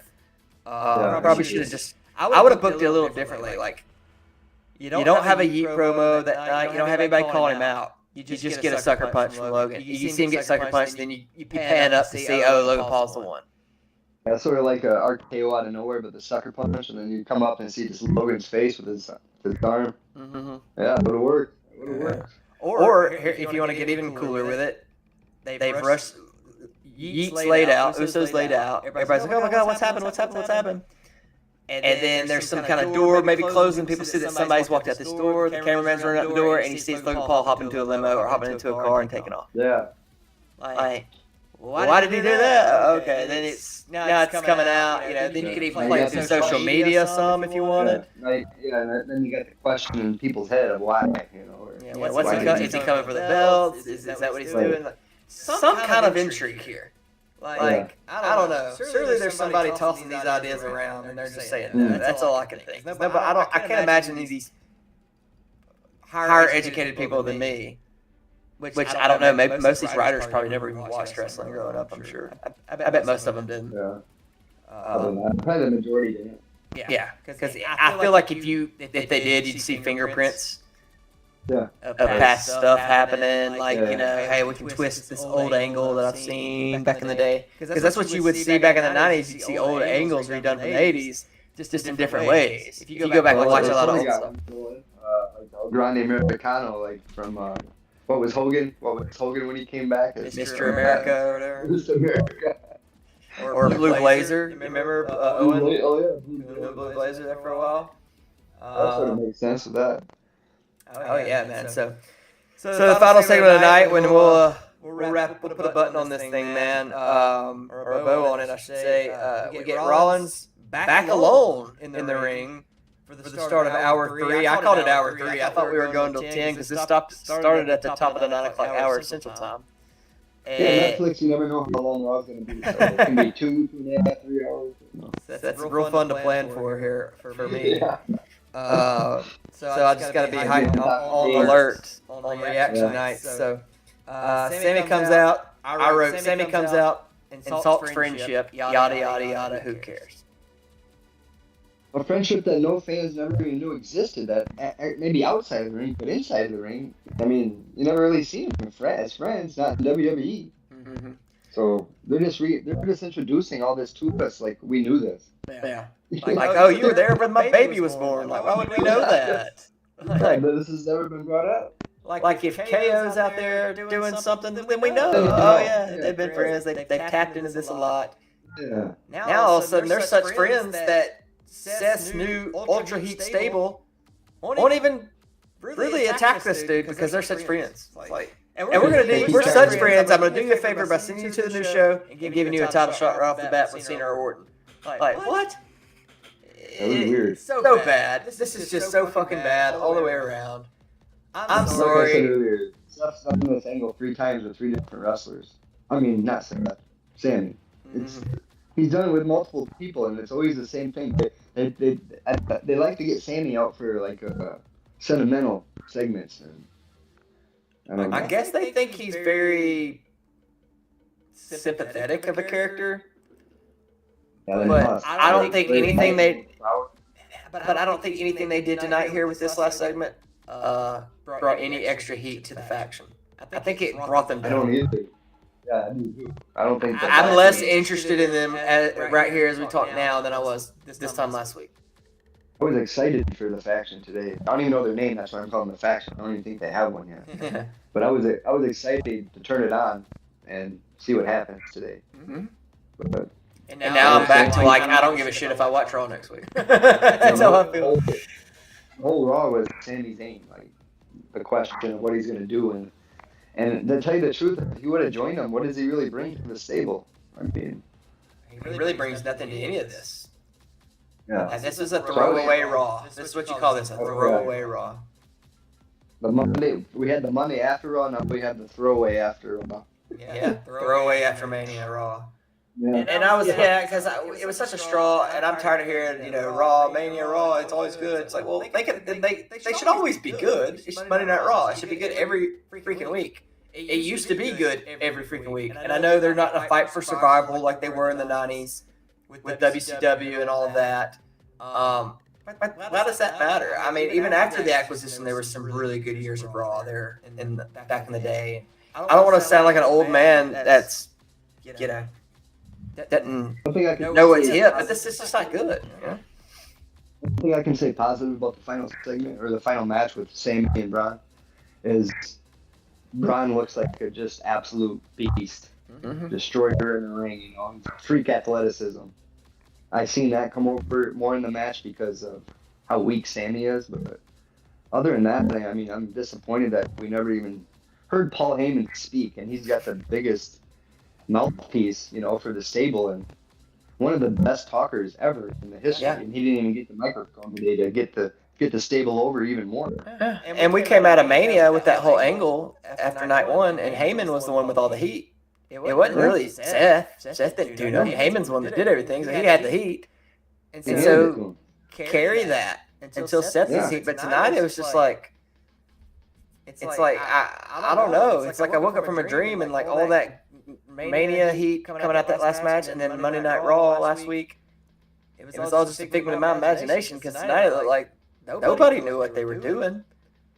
Maybe there's more than we know behind the scenes. Maybe something else is supposed to go down. It couldn't, and they had to do this last minute, and it just is what it is. But so are they going to be on SmackDown or what? Or what's going on?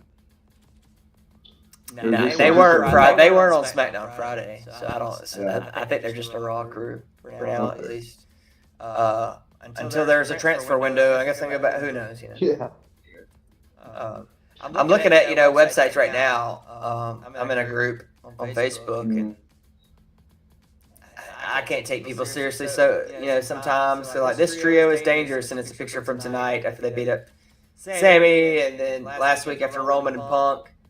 But I didn't feel like they're dangerous. I didn't feel the danger. I mean, Paul Heyman's not dangerous. He's just a wise man. I mean, you got Seth and you got Braun. Seth did nothing dangerous tonight. That's why I said, especially this first at least month, it should be viral every week. They're doing something so dastardly, heat-seeking, beating somebody to a bloody pulp, hitting somebody with a fucking car, doing crazy shit to people to get as much heat on them as humanly possible. And now I ain't saying this is a bad. Okay, if they wanted to do this little Sammy thing, but think how far along the bloodline was in their heat before that Sammy stuff. They had already been doing a lot of heel. Maybe a year had went by of heel stuff. It seems like we just bypassed getting heat of any kind. Because putting Sammy in a match isn't heat. No. No, you're either accepting this or you're not. No. If you're not, then we're going to take care of you, or we're going to do whatever. I don't even think it should have been that. I think when he interrupted, then it's just, you don't do that. Yeah, hey, Sammy, you know what? I spoke with Wise Man. We'll let you join our crew. I don't want to join your fucking crew. All right. And bam, Braun just lays him out with the spear, and then they just start putting him through tables. They like fake injure him some way. They do something The person that comes in and tries to help you beat the hell out of him too, you know. Yeah. Like to get him over. Yeah. Like do something. But yeah, I just do something backstage shady, you know, in the locker room or whatever. And I'm with you. I'm gonna give this show an overall grade of a C minus though.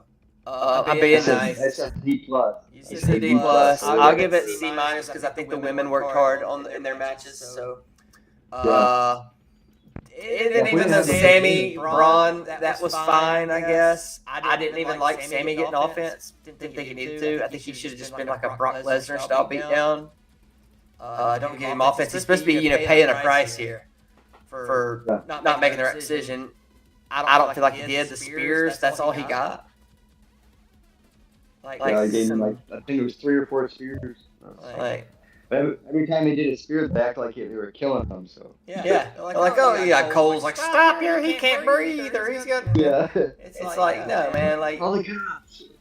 Like, did we even get a curb stomp? Or did he curb stomp? Did Seth end up curb stomping him? Because I had to mess up. He did end up. I mean, they could at least put him on the steps and let Seth curb stomp on the steps. He didn't want to do it, but he had to. It's like he should be full, like all in. I'm a heel. I'm a bad guy. I made this turn. I am completely. Because really, it's Heyman, right? That's in our mind. It's Heyman pulling strings. Like it should be completely like I am under the spell right now, and I am, black eyeballs. Like I'm crazy. That's why I don't like him coming out and being with this little Joker gimmick again. It's like I thought we were going away from that. Just come out stone faced, man. Come out stone faced like you're not even in your right mind. Like you're not in your right mind. Yeah. Comes out dancing again. And so I guess he's still going to be the same character, but just with. I guess he's going to be like the Riddler or something, like a crazy motherfucker. But well, Heyman even kind of semi-buried Seth in that promo with Sammy earlier in the night by telling him, he goes, Seth thinks he's the visionary. Seth thinks he's this, like. Instead of being like, Seth is the visionary, Seth is this, he kind of said Seth thinks he is. It's almost like, is this long term, like you're going to turn on Seth eventually, or he turns on everybody. Or this is a Punk, you and Punk are really working together, and this is long term between you and Punk. Like, that would almost piss me off. Like, you're going to put me through all this bad TV for nothing. Because this is just a bad Raw, man. It's night and day from last week. We won't remember much about this Raw besides the women's matches, I think. And we'll be pulling straws to, we'll be trying hard to remember that in 2 weeks' time. We'll forget about it. By the time Backlash is over, we will have forgotten about this Raw completely, probably. Yeah, definitely. Unless they continue something with the Sammy thing, which is so uninspiring. Hopefully it's just a filler, It's a heat killer, man. Tonight they should call this Monday Night Heat Killer because, man, it was. Yeah, I think so too. Anybody that had Simi Heat got killed tonight. Becky's Heat got killed. Well, she got a little of it back, but, Lara should have never had a chance to touch her either, I feel like. Logan Paul should have never got touched. He should have been the only one. I think the heels should have got the heat tonight. The baby faces get to go home, and then we go into the pay-per-view. Let they go home Raw. Go home Raw for Backlash will be next week. That's really, and that really is telling. I've noticed, and I think people are putting it on about Triple H's bookings, is that if you notice who stands over the other on the go home show, it's usually the guy laying on the mat that wins at the pay-per-view. That's usually right. Cena was left laying against Cody last time we saw them before Mania. There was a couple on there that were the same. I saw some on the internet talking about. So we'll see who's late. I'll base my predictions next week on Raw on who's left laying. That's how I'll do it. But I would say next week for Raw, there's only a chance to go up. It can't get much worse than tonight's Raw. You're right. Yeah, it can't. Yeah, it can't get much worse. So we'll see what they do. Maybe Punk and I don't know. Maybe Punk and Rollins are off. Maybe they're not planning on being on Backlash cards. So maybe that's why they don't have them there. That's all I can think. Who knows, man? They could show up in SmackDown. It don't even matter if they're Raw stars or not, or SmackDown stars. They just show up wherever they want. So that's why I say the draft is idiotic. I was shocked that Cena was on SmackDown. Yeah, I was too. I guess because Orton's technically a SmackDown guy. But Orton was on Raw last week too. So. Yeah, he was on Raw. No rhyme or reason, but Anyway, man, hey. Surprised if Seth and them are at SmackDown. I wouldn't be surprised. They just got to do away with the. Let them all be on each show. Yeah. But I guess, I mean, that's what's so crazy about how terrible the writing is, the booking, whatever you want to call it. Yeah. They're booking for less. Like, it's not like they got to have this guy on SmackDown, they got to have this guy on Raw, and we need him on Sunday Night Heat. Hey, we might have a Shotgun Saturday Night or a Saturday Night SmackDown. We got to have them there, we got to have something for there. Then we got a pay-per-view every month. Like, they're writing, like, let's take Seth, for example. He's on Raw. You got 2 weeks of TV to write for him. This is what you came up with? Yeah. I mean, and like you said, if he ends up being this next guy, like, I don't know. But one more thing before we go, that makes me think of this. I'm gonna grab real quick. But I'll let you talk while I'm getting it. But we were talking about earlier the Hogan Bischoff promo. Talk about what exactly that was. What was said. I think it was. I don't know what it's gonna be, but it was sort of weird to me because Hogan had this little sting gun in his hand where he kept, like, acting like he was gonna shock somebody. Like, I don't know what he was doing with it, but and then they were just, it's us two, we're back, we're better than ever. We're gonna bring the third guy. Should we tell him about his accomplishments, his championship? I think it's gonna be a talk show or a podcast or something. But they showed that boom mic. Yeah. During one of the spots, it kind of had a mic hanging over. Yeah. So maybe Mr. Kennedy. Kennedy. It's probably Beefcake or somebody. Oh God, no. I don't know what it can. I mean, what is it going to be, Mr. T and Hogan having a podcast? Like, did it say when we're supposed to find out this whole thing? Oh, they didn't say anything. Because it said a third man. There would be a third man. Yeah, a third man that had plenty of championships, whatever that meant. I don't know, man. I saw people today saying, "Oh, they're talking about Vince. It's gonna be Vince." I'm like, for a new promotion? I doubt it. No, Vince ain't starting a new promotion. I would give more credence to a Shane McMahon. It was me, Austin. It was me all. Because it's very kind of obvious that there's a big rift in that family between Shane and Stephanie and Triple H. Shane wasn't at Hall of Fame. Yeah. Linda was at Hall of Fame. Linda was. Shane never was. Shane wasn't there. He's clearly siding with Daddy in the divorce. Yeah. Or in the whole. Really, it's probably. I'm sure he's fine with his mom, but like, as far as the split of the company goes, I mean, yeah. Triple H, he's the best politician in that sucker. I can tell you that right now. Not only to get a sexy ass wife out of it, but yeah, he got the whole keys to the kingdom. It worked out perfect for him.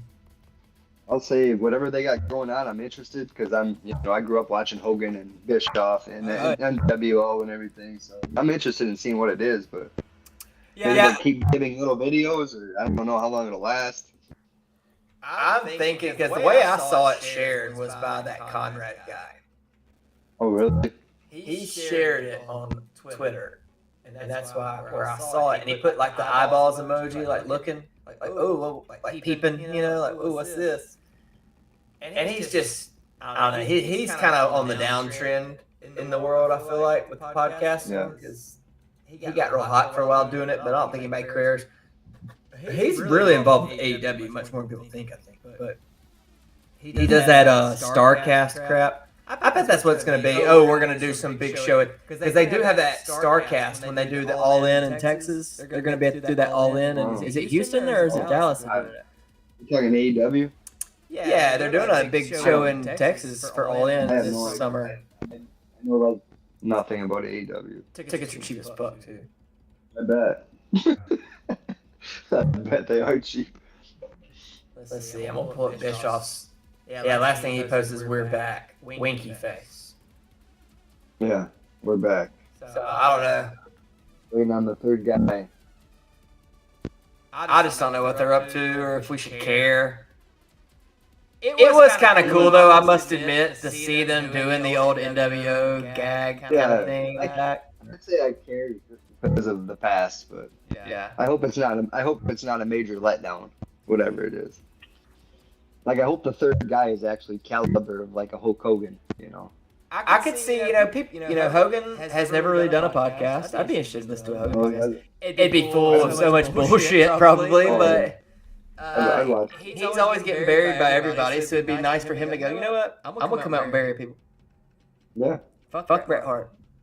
Right. Vince wanted me back because Bret Hart couldn't sell tickets. They were losing money out the ass, and he begged me to come back. I had nothing against Bret Hart, and this is how I truly feel about that whole deal. He didn't have shit. He didn't care about Bret Hart. I don't even think he wanted to be there anyway. Bret Hart was not on the same level of Hogan at that time. He just wasn't. He He really never was. He's more revered now. Because even in '97 when he left, WWE was getting crushed. I mean, I know Bret would probably fist fight me for saying such, but like, you didn't draw really. He was not a big draw in any way. Nor was Shawn. They were both probably two of the best ever, but they also half the time wrestled in a big time lull period. And as it was shooting into the stratosphere, the business was. Shawn went out with his injury. Bret went to purgatory in WCW and got mismanaged, and then ended up getting injured and leaving. That WCW run he had, that was pathetic. Oh, it was terrible. Bret Hart in WCW. What could have been, dude, if he'd have stayed? Because he was a great. He was working. He was the most the most I ever liked Bret Hart was in that '97 era. When he wouldn't even drop the title when he left. That was some bullshit. They had to do the screw job and get the title off him. When you're leaving the company, you're not going to be employed there anymore, and you have the title. You got to drop it. I don't care if you don't like the guy. If you don't like Michaels or not, you got to drop it to him if they want to go with Michaels. It's not his call at that point. Yeah, you're right. Absolutely. I agree with you. I was always on anti-Bret on that. Like, drop the belt. And he just didn't want to drop it to Shawn. Like, get over it. It's not even real. This is all fake, dude. Like, it's not like you're giving up a real belt or taking a dive. Like, it's scripted. Come on. Oh, I'll win, or we'll end it in a in a DQ, and then I'll come out on Raw and give it up the next night. Like, yeah, he wanted to make himself look like $1 million leaving. Yeah. He didn't want to do the time-honored tradition of make the title look like nothing. Yeah, that's what he wanted to do. All because he would have gave it. Had he gave it to anybody but Shawn that night. Anybody on the roster but Shawn, he would have gave it to. Why did they? I mean, I guess things were just. And I know we're going on a Montreal Screwjob talk now, but like I guess things were going so fast at the time because I always look back and go, why did Vince? It was August when Bret got the belt at SummerSlam off Undertaker. He was gone November is when Screwjob happened. Early November, actually, too. It was like first, second week of November. It was like an oddly early Survivor Series that year. I do remember that. It was. Because it used to be like Thanksgiving week they'd have it. And they pushed it closer to Thanksgiving now, too. I think it's actually the Saturday after Thanksgiving this year. Because I kind of wanted to go. It's in San Diego at Petco, at the Padres Stadium. I thought that'd be kind of dope. Nice. Do a baseball field for Survivor Series. Likely be Cena's last big match, I had to guess. But take prices are stupid. I'm sure. We're talking about having a Ruthless Aggression pay-per-view. Ruthless Aggression pay-per-view. Yeah, you hear that? We're talking about having that for one of Cena's last pay-per-views. Ruthless Aggression, they're going to call it. They're going to call it Ruthless Aggression? Yeah. Oh, wow. That's kind of cool. That's what this product's really missing, too. And me and other friend were talking about it recently, like, the product's straight up mission aggressive. Like, there's no aggressive tones in the show. Like, we were talking about the theme song earlier you brought up when I had the oh, yeah. Remember how it had me ready to fucking run through a fucking wall. Yeah. I heard that song from you. I was like, oh, yeah. You're like, oh, fuck yeah, wrestling's on. Now it's like, you can look, but you can't touch. It's like this poppy bullshit. Yeah. It's not like nothing aggressive about anything that's going on. This is supposed to be men and women fighting. That's what we're trying to get the illusion that they're fighting one another, but we're not even trying to get it over as aggression. Like UFC's not coming out to poppy ass hip hop still. No. They had that. They used to have that early dope song UFC did. You will not you good to me. That control, that myself. You remember that song? Yeah. The early days of UFC when Dana first took it over. That was a dope ass song, and it got you fucking like, fuck yeah, I'm ready to watch somebody get their ass beat. Yeah. Another one Raw had was was Marilyn Manson. It had Beautiful People, right? For Warzone. Did they do that? Yeah, they did it for like a year and a half. I don't remember Beautiful People playing. It might have been later on then. Yeah, they did. But I remember, Thorn in Your Eye, and then that other song that you're talking about. Even the entrance music, Stone Cold's very aggressive. Right. Say what you want. Rox is even semi-aggressive. You had the Brood. Like any of that, really, all that Attitude Era music was just. And I know it was late '90s, and that was the sound. Like Jim Limp Johnson, Bizkit. he should be in the Hall of Fame. Yeah. Is he still there, or is he's not with the company? He hasn't been with them for probably 15 years or so, I think. Did he just retire or something? They fired him. Did they really fire him? Yeah. Why? I guess because he couldn't make fucking beats or something. I thought he was great, man. I did too. I was always a big fan. I always thought that he should be in the Hall of Fame. I figured he wasn't at the company anymore, but I thought maybe he was. He just kind of was retired off into the sunset because he was such a beloved figure. I mean, you go to any of those songs the last 20, the first 20, 30 years of WWE, like his name is as writer on pretty much every one of them. Yeah, I heard he's been trying to get to AEW, but I guess they won't hire him either. But that's just hearsay. I don't know. Please don't do that, Jim, if you're listening. Yeah. Stay the fuck away. Well, man, good night. Good reaction video. Everybody will be here. If you're watching here with us, we'll be here. Trying to do Sunday, right? That's what we're really trying to shoot for instead of doing this instant reaction. Yeah, we'll do it. Sunday would be a good show. Yeah, but hey, I had fun doing the reaction interview tonight. But we'll definitely. I know Backlash is on a Saturday. As far as I know, I'll be able to watch. I'll have my daughter this weekend, but I'll watch it. Even if I do, I mean, she watches wrestling too. My 9-year-old little girl does. She's a big Liv Morgan fan.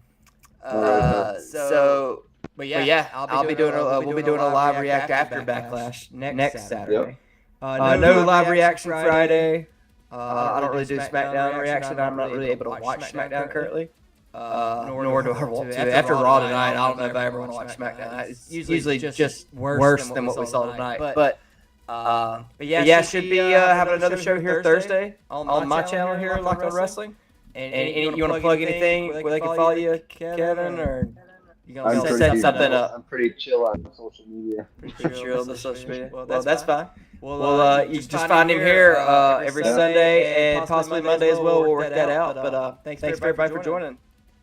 All right, thanks.